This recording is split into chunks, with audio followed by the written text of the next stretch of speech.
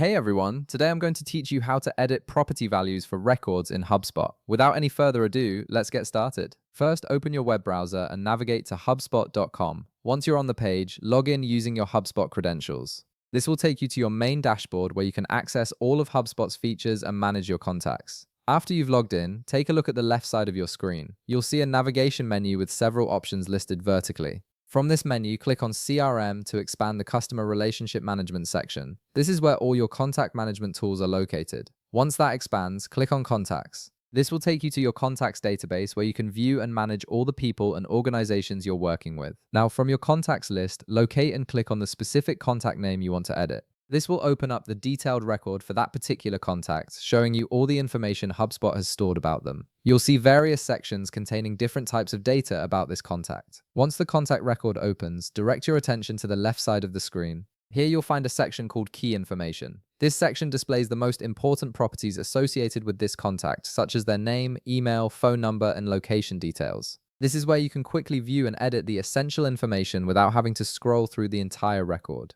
Within this key information section, you can directly edit any of the property values that are displayed. For example, if you want to update the city field, simply click on the city field and type in the correct city name. The changes are typically saved automatically, making the editing process quick and straightforward. However, if you don't see the specific property you want to edit in the key information section, you'll need to add it manually. Look for the gear icon near the properties section and click on it. This opens the property customization menu where you can control which fields are visible in your contact record.